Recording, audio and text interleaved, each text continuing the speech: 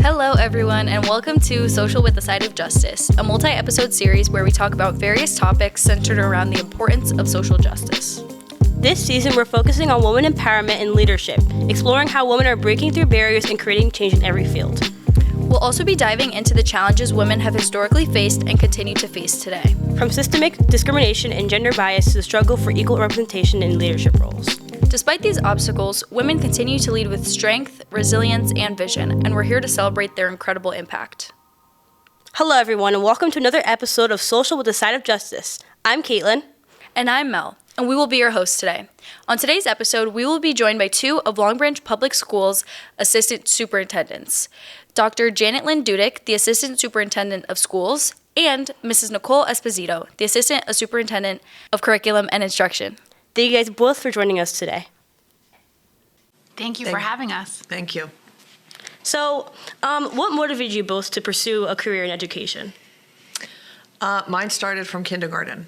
It was slightly a different path. I wanted to be a doctor of children, and I thought that would have been the medical field, but it truly ended up being in the education field. When I was in high school, I taught swimming and taught a group of children that had Down syndrome and absolutely fell in love with it. So that spiked my interest and started where I wanted to be and what I wanted to do. Okay. Mine did not start as early as kindergarten, but I think my earliest memory is definitely fourth grade. My teacher asked us to write what do we want to be when you grow up? And I wrote a whole paper on how I wanted to be a teacher. And then she gave me the opportunity to teach a lesson in my classroom, and I remember it very vividly. That vision of wanting to be a teacher never changed. In fifth grade, I had an awesome teacher who taught history, which is where I got my passion for wanting to start off in education as a history teacher. Through middle school and high school, every time I got asked what I wanted to do in college, I said I wanted to teach. When I got to college, I taught. And when I had the opportunity to do my student teaching, everyone says, that will really let you know if that's something you want to do. And I absolutely fell in love with working with children. And I've been in the field ever since. Okay. So for Dr. Dudick, would you say that experience with teaching children with Down syndrome, is that why you chose special education specifically? It was part of the reason. But definitely I knew that there would be a different way of teaching, a different way of learning, and I was always interested in the behavioral aspects of human beings. Mm-hmm. So it was the opportunity to immediately be able to teach different learning styles, different modalities, and really run a different type of classroom. Nice. Okay. So you guys are both assistant superintendents, right? And you guys both have different specialities. So what is the difference between your two positions?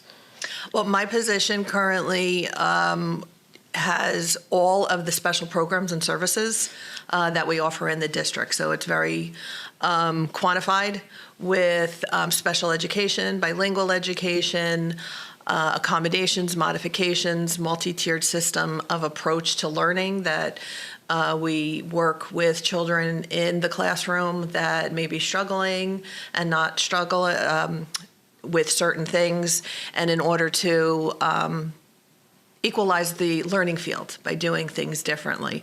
So it crosses the full spectrum of general education students to special education students, but they're specialized programs so that everybody has an equitable education.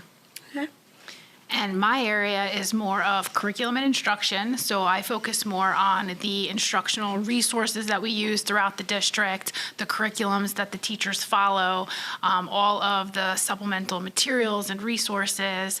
I look at programs of study, different types of courses to bring into the buildings, and then constantly looking at, is it time to switch certain materials, because we know that in an ever-changing society, the materials are also changing in education, and we want to make sure that all of the students are being exposed with the most current materials to help them become awesome learners before they graduate.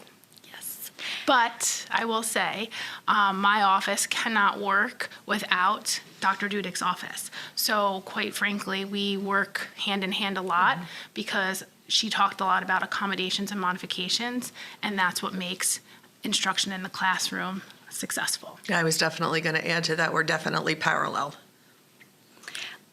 So, Ms. Esposito, how do you manage all of that? Because I'm assuming curriculum for all the schools, all the grades, it's a lot. Can you tell us a little bit more about how you handle that workload? Yeah, so it's definitely not something that I can do by myself. We have a team of leaders, and I really have to rely on my team to help bring information to me, and all decisions are made as a team.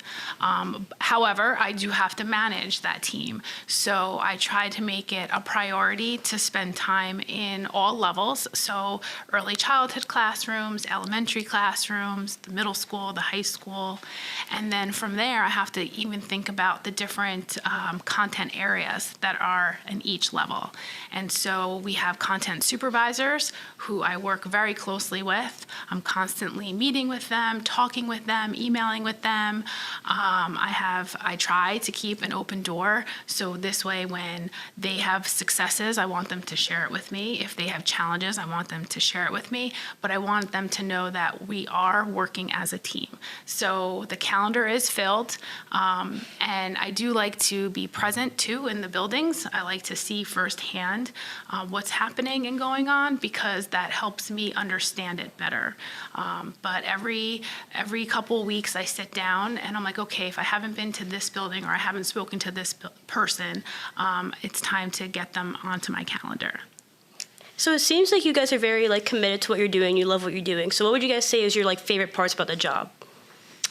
Being able to actually go into the schools and seeing all of the fruits of our labor of organizing and making sure that our children have, and then really seeing the children in the classroom, their success, where they go, how they get promoted, graduation, after graduation. So truly to be able to see in our profession that there is a result, and it's always looking in the student's eyes and knowing what they have accomplished. I have to say the same thing. For me, it's definitely any opportunity I have to work with students or see students in action. Whether I'm in a classroom, I want to sit down and start talking to them. I want to watch teachers do what they do best and be creative with their lessons. And I want to see the reaction that students have, and kind of see those light bulbs going off. I think it's fun. I think it's exciting. And it makes me motivated to want to try harder in my job to do more. Okay, so I have kind of a double question. So how long have you guys been assistant superintendents, and how did you get into that position? Well, I have a full career in Long Branch of 38 years. I started as an alumni, so I went through the system. I've been an assistant superintendent for, I think, 10 years now.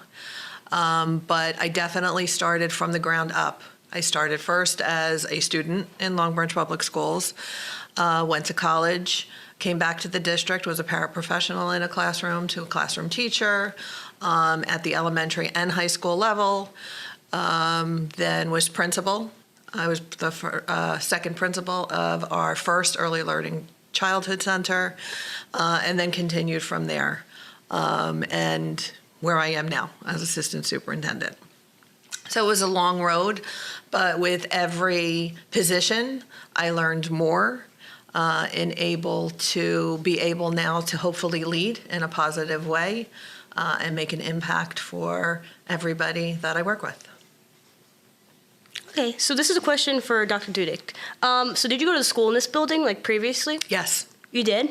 If so, how does it feel to be doing a podcast here? I absolutely love coming back in this building. When there were the rumors and the potential that we were going to lose this building, it really was hurtful. But to come back, and I was walking the hallway this morning and I had my English classes in the front hallway. I actually taught in this classroom that we're sitting in. Wow. So it's full circle. And to have that tradition in Long Branch, I definitely think that that's what holds us apart from a lot of the districts, because it truly is a sense of home. When you truly say bleed green, you bleed green, and you know where it is. But being in this building, this is a very special place, and it's really, really enjoyable, and it's really neat. So, Ms. Esposito, do you want to tell us about your process of becoming assistant superintendent? Sure. So I'm a little bit behind Dr. Dudick. I was not a student of Long Branch, although I did start my career in education here in Long Branch. So I actually taught in this high school as well. The classroom I taught in was directly below us. So that's kind of cool. I have to agree with Dr. Dudick. Anytime I come into the building, it really brings me back to my first teaching job and my first classroom. I spent 10 years teaching at Long Branch High School. I taught in the history department, teaching all different types of subjects within the department. And then I transitioned to the humanities supervisor, and I did that for about 8 years. And that's when I had the opportunity to really see what was happening in all of the buildings in the district. Simultaneously, outside of Long Branch, I started teaching as an adjunct professor at Monmouth University, teaching students who were going back as alternate route at the time, they were called. So I teach people who are changing careers how to be a teacher. And in doing that, I got to work with people who wanted to teach all grade levels and all different content areas. So through my time doing both of those things, like I said, constantly learning. The opportunity to become director of curriculum and teacher preparation opened up. I transitioned to that, and again, in all my roles, I feel like I kept learning, and then I became assistant superintendent. I believe it's 2 years, and so I am currently in my 21st year in Long Branch Public Schools. Oh. So we did a little bit of research into like the superintendent statistics in New Jersey, and there is like a big like gender gap. So would you guys say that you faced either like self-doubt or doubt from your peers when you decided like, hey, like this is something I want to pursue? I would say I never had self-doubt, definitely, but I knew what, unfortunately, it was. Superintendents and assistant superintendents and these higher level positions do seem to be male-dominated, even though the field of education is female-dominated, that there's females in the classroom. So it was quite a journey, and especially when I did start to want to be a principal, that we were male-heavy.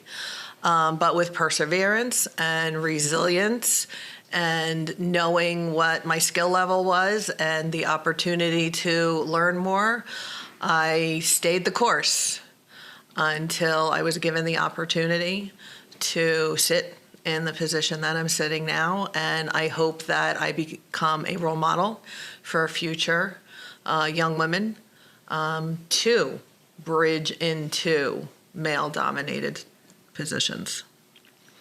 I think that you hit the nail on the head when you talked about determination. I talked a little bit before about my first year here teaching. I remember walking into this building in the history department. There were 2 female teachers in the history department when I first started. It was very heavily male dominated. And I'm just talking about that one particular department.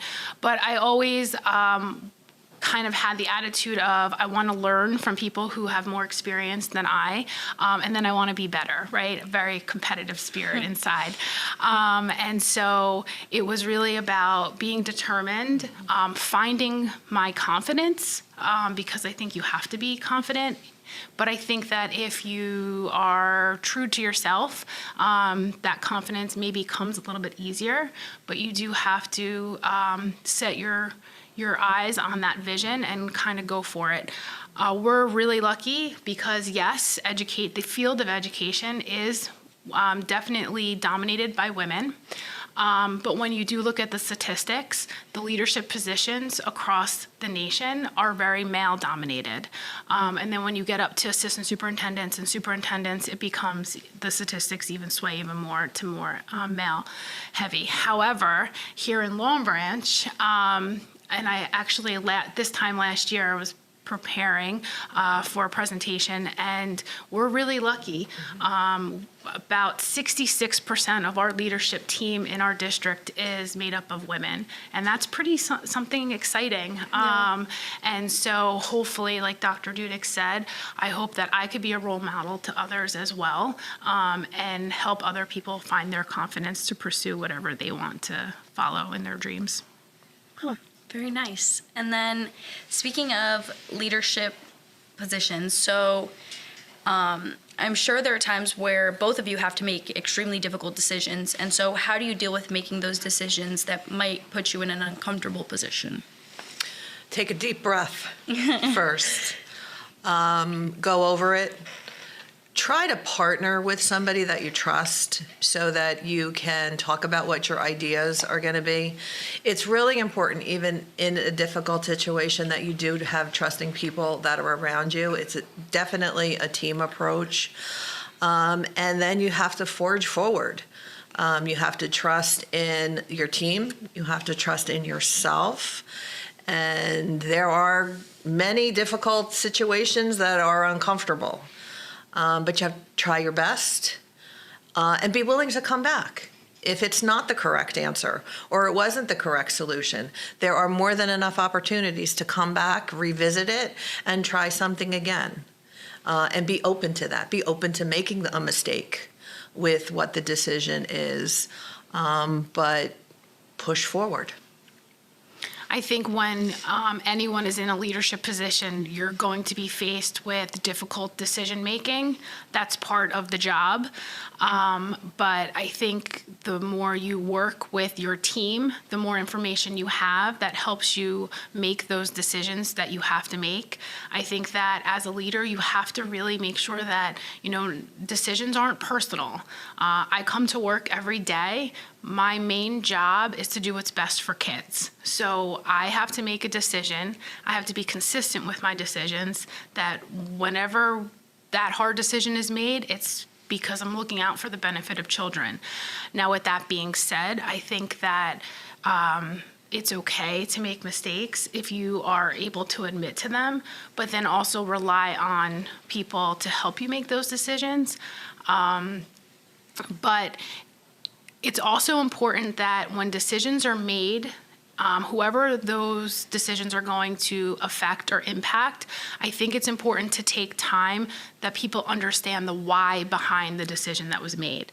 I think if you're trying to lead and you're not explaining the why, it's hard for people to have buy-in and really see what the end result's for.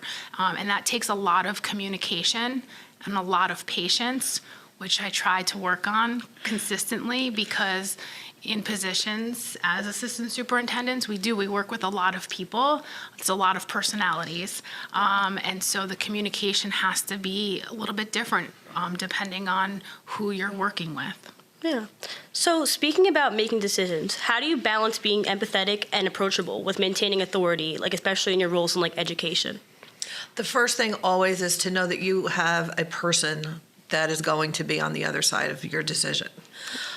Keeping that in the forefront and knowing that we all have feelings and emotions, and that's something that we prided ourselves in Long Branch. Social emotional learning is very, very important. You have to take your time. When you're dealing with other people, you have to be cognizant of your delivery, what you're saying, how you're saying it. You may think it's the right thing in how you're saying it, but somebody may hear it differently on the other side. So it, again, is the patience. It is making sure that your message is clear, it's concise, and it really is taking the consideration of what the decision is going to do.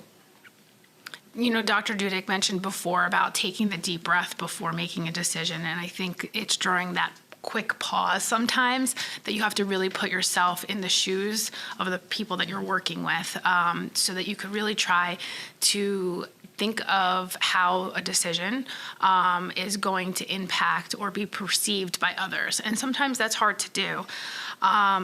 But I think that when you are trying to find that balance of being empathetic, but then also being in a place of authority, is that you really have to, I try to be consistent with my decision making, right? Because I think consistency shows that, that clear, concise, vision is there.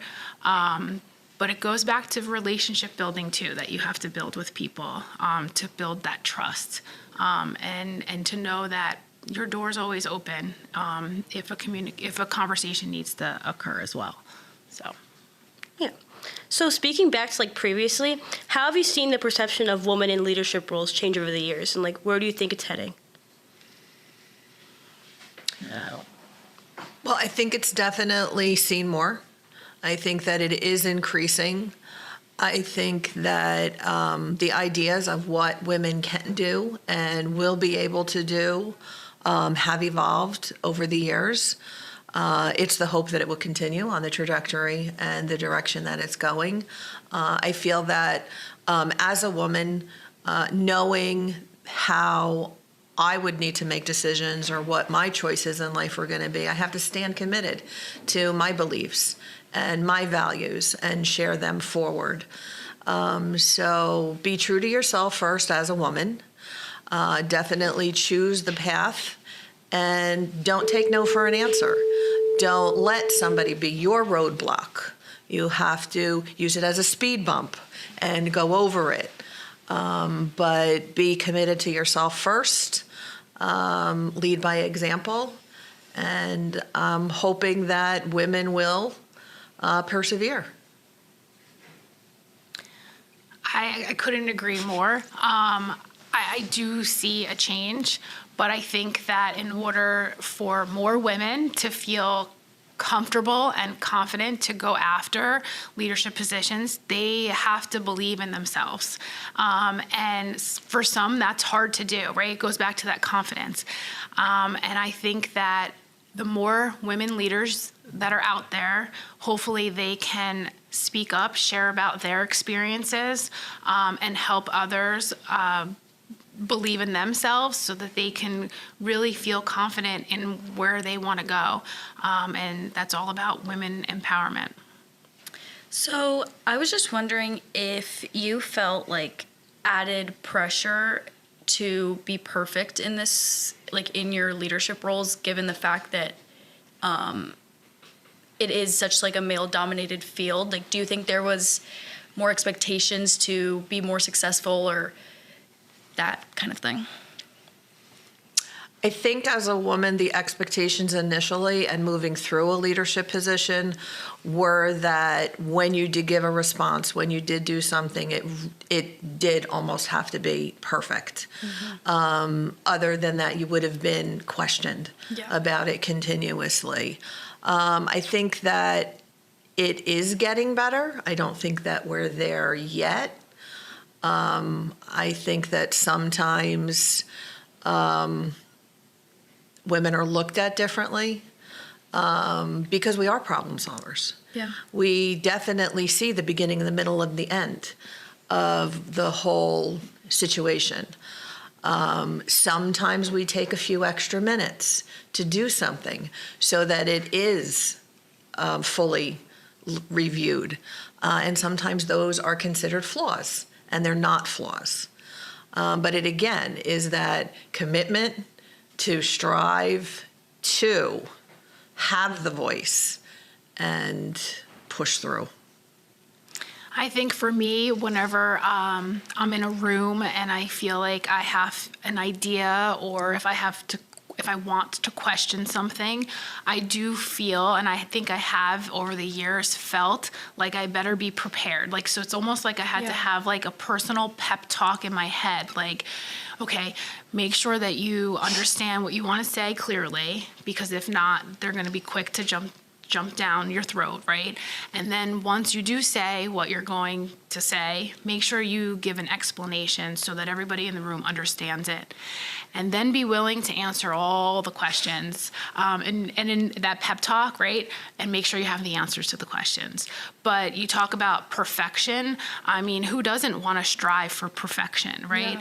Yeah. But I think that part of perfection is knowing that it's going to be messy and there's going to be mistakes and being comfortable with that. Yeah. So I might not know the answer in that moment, but give me time, because if it's important and it's important to you, I will go find the answer and I will help try to deliver it. And that's not perfection, right? But that is having, again, going back to confidence to openly admit, I might not know that now, but I'll get back to you.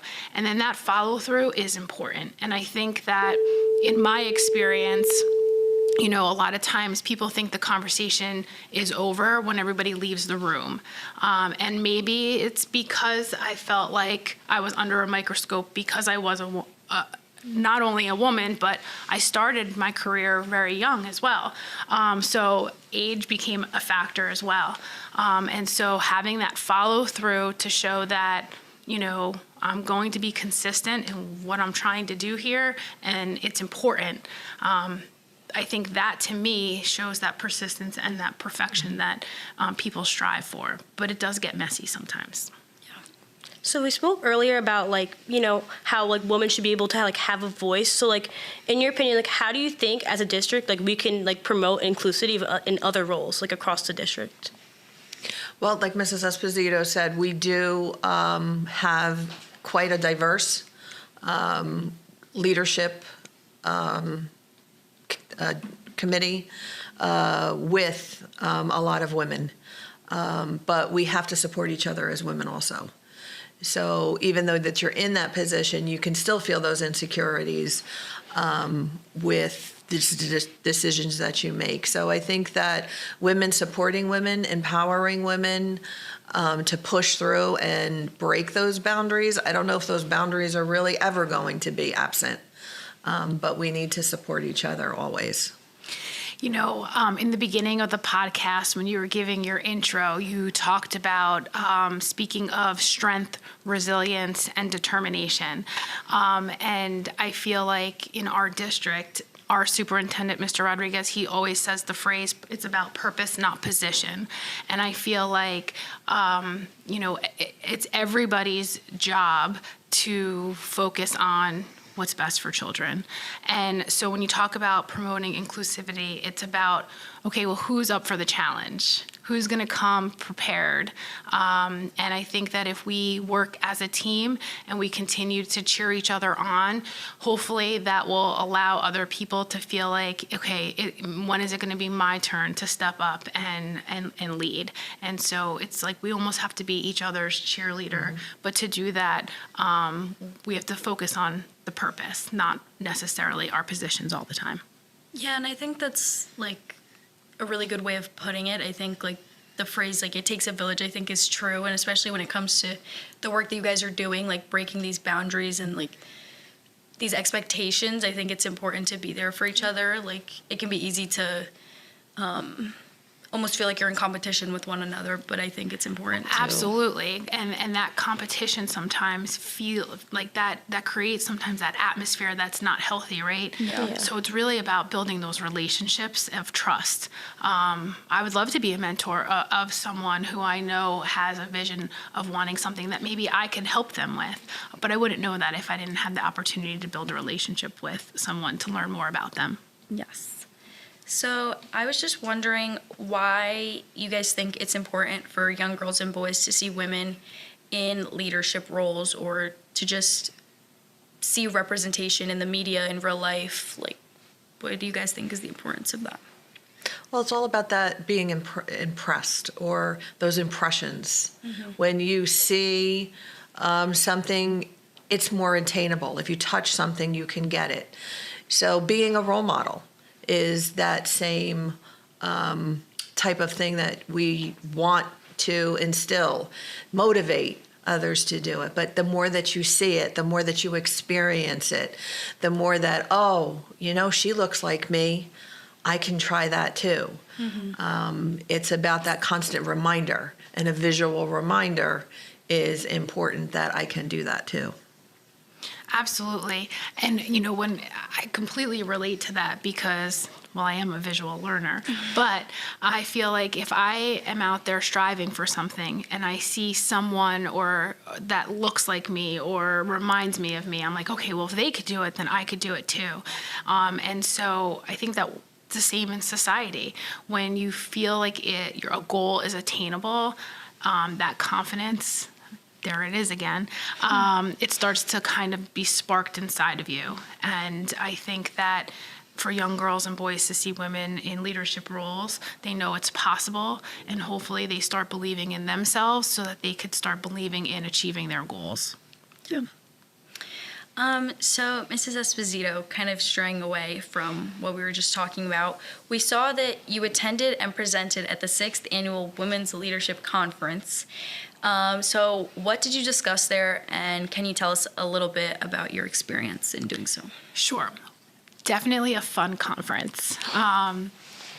The title of my my presentation, which, by the way, a shout out to Miss Jessica Sargent, who is our health and PE supervisor here in the district. We co-presented, so I cannot speak about it without giving her a shout out. Our title of our presentation was Navigating Leadership Traits for Success and Building Stakeholder Relationships. This conference is a 2-day conference, and it's really all about women empowerment. We put a proposal in to present in a session, and basically what we wanted to talk about was sharing our stories as women leaders, and we wanted to talk about debunking the myths of women leaders, right? So sometimes you hear different things that aren't necessarily true. So for example, how many times have you heard, well, a woman can't be a leader because they may be too sensitive, because they're more of a, the motherly figure, right? So that's a myth. And that may be true in some cases, but it's not necessarily the whole truth. So our presentation was about debunking myths that some people say that are a little bit perhaps maybe stereotypical. And then we found research to help us debunk those myths. And we did this by kind of sharing our personal stories. I focused a lot on talking about, there's this phrase. So I have 2 young daughters, right? I'm a mom of 2 young girls. My youngest is 11 and my oldest is 14. And, as I'm raising them, one thing that I want them to grow up believing in themselves is to be unapologetically themselves. I feel like that's kind of like a mantra, be unapologetically you. And so that's what I talked about during our presentation was, how can you allow your core values drive your focus in life? Because if someone can really identify what they value in themselves and in being a pure human being, then that will allow them to reach their goals, and eventually it will mold their leadership style. So that was our message, be unapologetically yourself.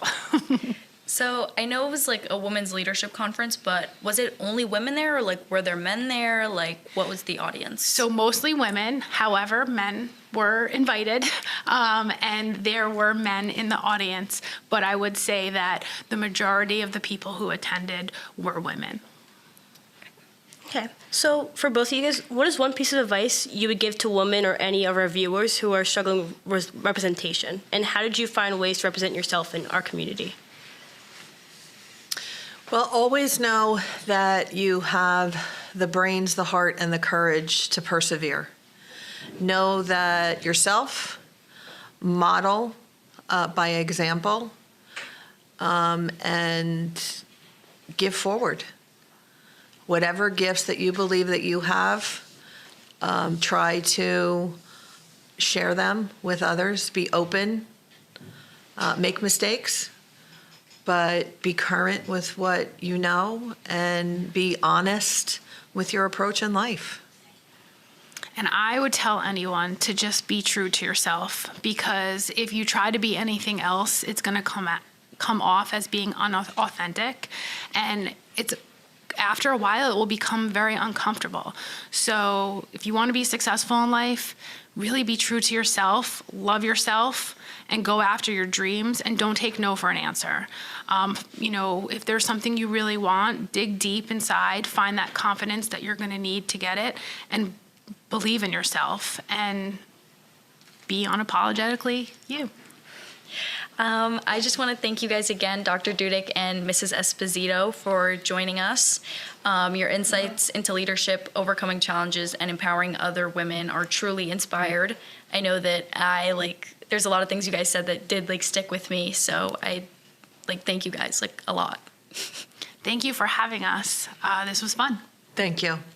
Yeah, so as we wrap up today's conversation, we want to leave you with a reminder that rings especially true in the world of leadership. In the words of Ruth Bader Ginsburg, speak your mind even if your voice shakes. So whether you're navigating leadership, facing obstacles, or just speaking out for change, remember to keep pushing forward and making your voice heard. If you enjoyed today's episode, don't forget to subscribe and share this conversation with others. You can also follow us on Instagram at SocialJ Podcast for more updates and inspiring stories. We'll be back with another episode soon, so stay tuned. Thank you for listening to Social with a Side of Justice.